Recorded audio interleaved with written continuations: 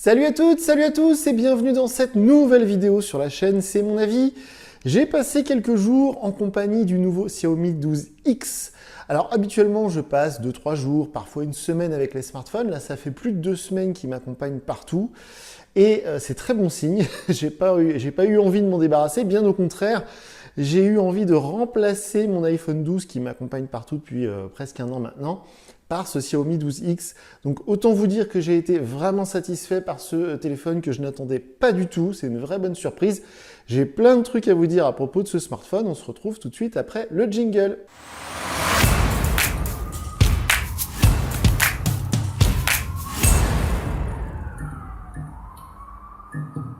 Donc, comme je vous le disais, j'ai passé de nombreux jours en compagnie du nouveau Xiaomi 12X. Alors, c'est un smartphone qui est sorti en début d'année. C'est un smartphone que je n'attendais pas du tout. Quand j'avais regardé la conférence Xiaomi sur la gamme, la série 12, avec le 12, le 12 Pro et le 12X, le 12X, honnêtement, il était passé inaperçu. Je crois qu'il n'y a quasiment aucun youtubeur qui s'y intéressait. Moi, le premier. Je voulais par curiosité tester le 12 et quand j'ai vu le peu de différence matérielle, c'est-à-dire sur la fiche technique entre le 12 et le 12X et par contre la différence de tarif qui est assez conséquente entre les deux modèles, je me suis dit que ce serait peut-être plus intéressant de tester celui-ci. Alors avant de rentrer dans le vif du sujet, je m'excuse pour deux choses. Déjà, je suis en plein déménagement, donc la pièce est entièrement vide, donc vous allez sans doute avoir une impression de vide, hein, comme si je parlais dans une cathédrale. Et puis la casquette, parce que déjà j'essaie d'éviter les reflets que vous avez tout le temps dans mes lunettes et en plus je suis pas coiffé, donc voilà, deux excuses faciles. Donc on commence tout de suite. Alors d'habitude sur les smartphones, je commence par le design.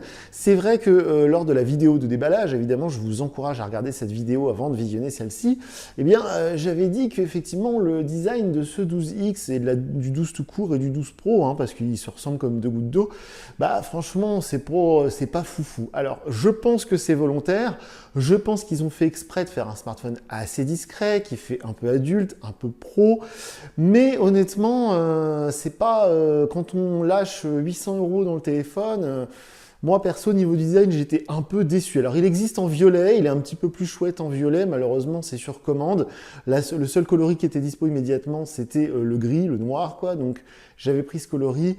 C'est voilà, c'est un peu fade, mais j'ai mis donc design finition premium. Pourquoi? Parce que il y a quelque chose que je ne peux pas vous retranscrire par vidéo, il faut vraiment l'avoir en main.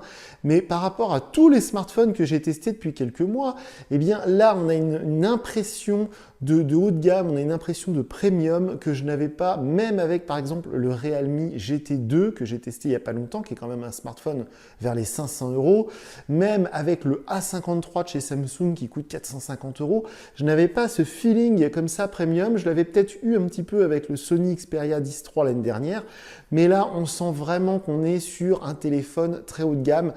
Déjà, c'est de l'aluminium pour le contour, c'est pas du plastique. Et même au niveau de la finition globale, c'est-à-dire du feeling qu'on a en main, des tout petits détails, les petits trous pour le haut-parleur qui sont des petits trous un peu, vous voyez, qui sont usinés d'une manière différente de d'habitude. Il y a plein de petites choses, cette inscription Harman Kardon qui est à peine visible. Il y a plein de petites choses tout autour du téléphone et quand on l'a en main et quand on l'utilise qui nous font tout de suite sentir qu'on a un téléphone haut de gamme. Et ça, c'est super agréable et super important. Évidemment, on le perd un peu si on met une coque. C'est pourquoi j'ai vraiment pas envie de mettre une coque là-dessus parce qu'il est vraiment magnifique. Mais voilà, encore une fois, s'il avait été un peu plus osé au niveau du design, par exemple, avec un dos un peu glossy, avec des reflets, j'aurais pas été contre et ça ne m'aurait pas déplu. Ceci étant dit, c'est mon premier, voilà, dans ma petite liste que j'ai sous les yeux, c'est le premier parce que c'est vraiment ça qui compte. S'il avait été un peu trop léger, qu'il faisait un peu de toc, s'il avait été un peu en plastique, tout de suite on aurait perdu cette sensation haut de gamme qui est réellement présente. Et là, dans ma petite liste que je me suis fait, le premier que je voulais vous parler après cette impression premium, eh bien, ce sont les photos. Alors, comme d'habitude, sous la vidéo, je vous mets le lien vers mon compte, vers ma galerie Google Photos. Vous pourrez voir toutes les photos que j'ai prises avec ce 12X. J'ai pris plein de photos parce que prendre des photos avec ce téléphone, c'est c'est un vrai régal. Le capteur, alors de mémoire, c'est du 50 mégapixels stabilisé optiquement. Et honnêtement, ils ont fait le bon choix. C'est-à-dire que ce qui est drôle, c'est que maintenant, sur des modèles assez entrée de gamme, Redmi Note 11, 11 Pro, etc., ils ont mis du 108 mégapixels, sur le 11 Pro surtout, pour voilà, impressionner la galerie. C'est un peu la course aux pixels qu'on avait il y a 10 ans à peu près. Et là, sur les modèles haut de gamme, même chez OnePlus, ils font ça, chez un peu tout le monde, et chez iPhone, évidemment, parce que eux, ça fait des années qu'ils sont sur des mégapixels très bas, eh bien, là, on a un capteur seulement de 50 mégapixels, mais qui fait des photos d'une qualité magnifique. Toutes les photos que j'ai prises avec ce téléphone, elles sont superbes, elles sont pleines de détails, elles sont évidemment instantanées. Dès qu'on touche le capteur, plaf, la photo, elle est prise. Et il y a plein de possibilités, évidemment, le zoom, l'ultra grand angle qui fait de très belles photos, les photos selfies sont très très belles aussi. Et alors le plus bluffant, et là c'est vraiment là qu'on reconnaît du haut de gamme maintenant, ce sont les photos en conditions de nuit. J'ai pris des photos en conditions de nuit le premier jour où j'ai utilisé ce téléphone, et honnêtement c'est impressionnant, même par rapport à l'iPhone 12 Pro par exemple avec lequel je filme cette vidéo. Eh bien, ce qui est très impressionnant, c'est l'instantanéité de la photo, c'est-à-dire qu'il fait nuit, il y a des lampadaires, il y a un joli bâtiment, des effets de lumière, on clique sur le déclencheur, il nous dit de pas bouger, mais honnêtement, ça dure une demi-seconde. C'est beaucoup plus agréable que le système de chez Apple sur iOS où vraiment il faut attendre, il faut vraiment pas bouger, qui est très désagréable. Là, j'ai été bluffé, donc pour moi, les photos, là, c'est le truc que je mets en premier parce que, évidemment, comme je le disais il y a quelques instants, je vous rappelle que ce téléphone, c'est exactement le même que le 12, sauf que sur le 12, on a un processeur Snapdragon un petit peu plus puissant, qui est gravé un petit peu plus fin, et on va avoir, je vais en reparler en fin de vidéo, la charge sans fil, et on va avoir des toutes petites différences, je crois que c'est tout si on a Android 12. Voilà, c'est les trois différences qu'il y a entre les deux modèles. Bref, j'enchaîne avec l'écran, c'est évidemment du AMOLED, là c'est du Super AMOLED, je l'avais dit dans la vidéo de déballage, et vous pourrez aller voir ça sur la fiche technique, mais de mémoire, il y a plusieurs milliards de couleurs possibles sur cet écran AMOLED qui est sans doute l'un des meilleurs du marché. En tout cas, on n'en est pas loin et honnêtement, je ne vois pas sur quel téléphone on va pouvoir peut-être justement sur les Sony avoir des écrans encore meilleurs. Mais c'est pareil, ça c'est dur à transcrire en vidéo, mais quand on l'a sous les yeux, on comprend tout de suite qu'on est sur un téléphone très haut de gamme parce que maintenant, du AMOLED, on en a sur quasiment tous les smartphones. Il n'y a pas longtemps, j'ai testé un téléphone TCL, la marque chinoise TCL, qui a sorti un écran AMOLED sur un smartphone à 199 €. Et là, évidemment, on n'est pas sur le même type d'écran AMOLED et c'est un vrai régal d'utiliser le téléphone, même en plein soleil. Et ça magnifie les photos, c'est-à-dire que vous prenez une photo, déjà le capteur photo est très bon, vous visionnez les photos sur cet écran et la photo paraît encore plus belle, donc c'est assez magique. Ensuite, ça paraît évident, mais les performances, elles sont au rendez-vous. C'est super fluide, c'est super stable, tout souffle c'est super rapide. Franchement, ça pour le coup, qu'est-ce que c'est agréable d'avoir un truc. Alors évidemment, je le dis régulièrement, sur des téléphones Android maintenant à 300 €, je pense par exemple au Poco X4 Pro, je pense par exemple à l'excellent Realme 9 Pro Plus. On a maintenant des rapports qualité-prix sur Android vers les 300 € par exemple qui nous permettent d'avoir des performances qui sont déjà excellentes. Mais là, on est un tout petit cran au-dessus, c'est-à-dire qu'il n'y a aucun moment où on peut prendre le téléphone en défaut. Tout est tout le temps super rapide, même quand le téléphone vient de s'allumer, même quand on a, moi ce que je fais beaucoup en ce moment, ce que je suis en train de déménager, donc le partage de connexion, même quand on a plein d'applis ouvertes, on fait de la navigation voiture, on est en train d'envoyer un mail, on veut en même temps avoir des podcasts et tout ça se fait très bien, il n'y a aucun ralentissement, c'est vraiment un régal. Aussi, et alors là c'est très très très important, je voulais vous parler de l'autonomie, parce que si vous regardez bien la fiche technique, vous allez pouvoir vous apercevoir que la batterie est assez petite, entre guillemets, elle fait 4500 mAh. Alors c'est déjà énorme, hein. Je vous rappelle que déjà dans la plupart des smartphones, on n'est pas au-dessus de 3000 mAh, et il y a quelques années, avoir par exemple 3000 mAh, c'était un exploit. Aujourd'hui, on a des téléphones entrée de gamme avec 5000 mAh, on avait même le Poco M3 l'année dernière avec 6000 mAh, et là, on n'a que 4500. Mais tout ça, c'est pas très important parce qu'en fait, c'est plutôt comment est fait le système d'exploitation et comment le processeur va consommer de l'énergie. Et là, le processeur Snapdragon qui équipe ce 12X, il est très bon au niveau de l'autonomie, c'est très très bien géré et il est largement possible de tenir une journée sur batterie. Je vais vous en reparler après, mais en plus, c'est la charge super rapide. Là, vous voyez, il me reste 74%. J'ai débranché le téléphone de son chargeur, il était 7h30, donc ça va faire bientôt 3 3 heures. Et j'étais sur le partage de connexion 5G tout le long. Et là, je viens juste de mettre le mode avion pour la vidéo. Donc du coup, franchement, la batterie, enfin l'autonomie, elle est excellente. Et j'en étais pas sûr du tout. Parce que si vous vous rappelez bien, l'année dernière, j'avais testé tout un tas de téléphones qui étaient plutôt haut de gamme, vers les 500 €, qui avaient des batteries assez petites. Le Vivo V21 de mémoire, il avait que 4000 mAh. Et c'était un peu light, c'était un peu léger pour tenir une journée complète. Bah là c'est beaucoup plus costaud, c'est beaucoup plus sérieux. Aussi, et je vous en parlais il y a quelques instants, au niveau de la stabilité et de la fluidité de l'ensemble, ce smartphone, il est malheureusement équipé de Android 11, je vais y revenir après, mais il est équipé de MIUI 13, cette interface magnifique, géniale, je l'adore, cette interface de chez Xiaomi. Elle équipe évidemment aussi les smartphones de chez Poco. Eh bien, moi je l'adore, je trouve tout ce que je cherche à l'endroit où je le cherche, c'est stable, c'est logique, c'est rapide. Pour moi, c'est beaucoup plus abouti que One UI chez Samsung, par exemple. Donc, si vous regardez cette vidéo parce que vous hésitez entre le Xiaomi 12 et le S22, honnêtement, allez en magasin, allez essayer. Mais l'interface de chez Samsung, moi, elle me rebute complètement. Et je suis beaucoup plus en lien, je suis beaucoup plus raccord avec cette interface de chez Xiaomi qu'on peut personnaliser, qu'on peut faire plein de trucs cool. Évidemment, il y a le Always On Display avec ce petit rappel de l'heure, de la batterie, des notifications, etc. Quand vous recevez un message, ça clignote un peu sur le côté, tout ça c'est assez chouette. Il y a plein de possibilités sur cette interface MIUI 13. Enfin, j'en termine par les points positifs avec quelque chose qui me tient à cœur, je vous en parle souvent, mais alors là on est en Ligue des Champions. On a le haut-parleur stéréo, évidemment, quand vous regardez une vidéo, quand vous écoutez un podcast, de la musique, un appel, quand vous faites du jeu, le son il sort ici et il sort là, et il sort super puissant des deux côtés, et il sort à 50%, enfin 50-50, c'est-à-dire qu'il y a autant de puissance qui sort ici, qui sort là, et ça ne crache pas, ça ne sature pas, même quand on met au volume maximum, franchement, on dirait une enceinte Bluetooth. Ça occupe toute la pièce, c'est super puissant, il y a des basses et tout, c'est bluffant, et rare, très très rare, ce que je vais dire, mais c'est encore plus performant que sur un iPhone 12 ou un iPhone 12 Pro. Quand on met le mode haut-parleur avec la stéréo, le son est encore plus puissant sur le Xiaomi, et il y a encore plus cette impression de stéréo qui est vraiment, vraiment bien restituée, sans doute grâce au partenariat avec Harman Kardon, c'est marqué ici en tout petit, mais ils ont peut-être pour une fois réellement participé à cette... Franchement, c'est une prouesse avec un smartphone aussi fin, aussi léger. Je ne vous ai pas parlé du poids, ça fait partie pour moi des satisfactions. Mais on est en dessous des 200 grammes, on est vers les 180 grammes.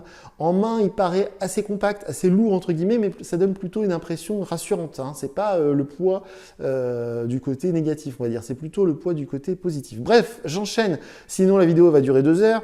Le lecteur d'empreintes, évidemment, il est sous l'écran. Alors ça, c'est tout bête, mais chez Xiaomi, c'est assez rare, donc je voulais le noter. Parce que ils aiment bien la facilité chez Xiaomi, chez Poco, ils aiment bien mettre le lecteur d'empreintes sur le bouton latéral. Et là, sur un haut de gamme, évidemment, ils ont mis le lecteur d'empreintes sous l'écran, ça marche super bien, c'est très très agréable à utiliser. Et enfin, j'en termine en parlant de la charge super rapide. On est sur du 65 watts, le chargeur fourni dans la boîte, il fait 67 watts. Ça, c'est très important parce que le concurrent S22 de chez Samsung, il ne va pas avoir le chargeur fourni dans la boîte et pourtant, c'est un chargeur qui coûte assez cher. Et quand on utilise le chargeur, on est en un quart d'heure, on prend 50-60%. C'est super pratique parce que quand on est, comme c'est mon cas actuellement, je suis entre 2 appartements, j'ai pas une minute à moi, etc. On a oublié de recharger le téléphone la nuit, on le branche 5 minutes, on prend 15-20% de batterie. Ça, franchement, c'est super pratique, surtout que, comme je le disais, l'autonomie est très bonne. Donc voilà pour la liste des points positifs. Honnêtement, je pourrais continuer 2 heures parce que ce téléphone est très, très, très, très réussi.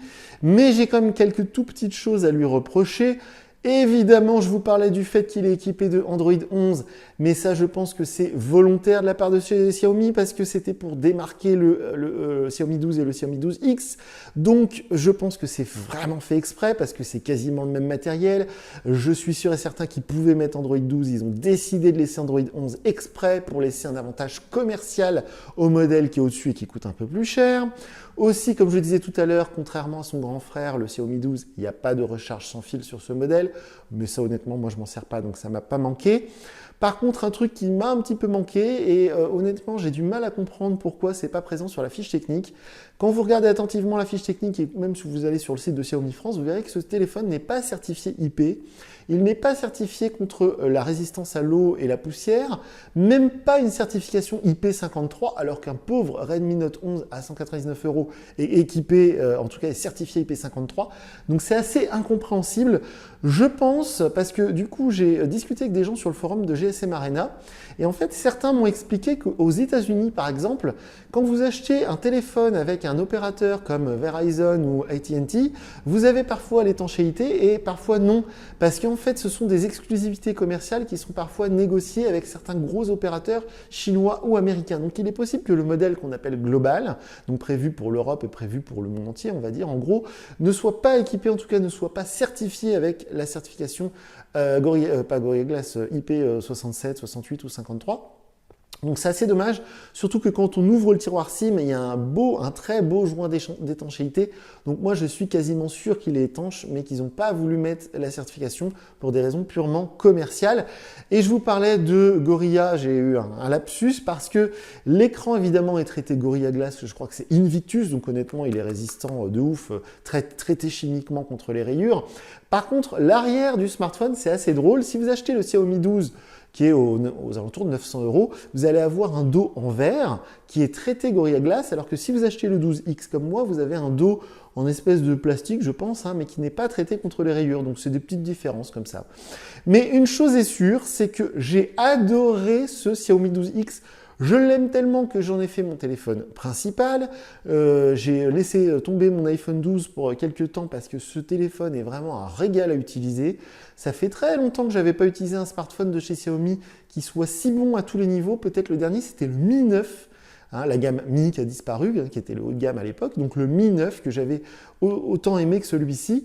Et honnêtement, j'en termine par là dans cette vidéo parce que du coup, sinon je pourrais parler 2 heures de ce téléphone. Mais si vous regardez cette vidéo parce que vous vous intéressez au Xiaomi 12, pourquoi pas même au Xiaomi 12 Pro, parce que tous les youtubeurs et les influenceurs, on leur a offert des 12 Pro à 1200 balles, et Xiaomi veulent maintenant, comme tous les concurrents chinois, vendre le modèle Pro qui coûte super cher.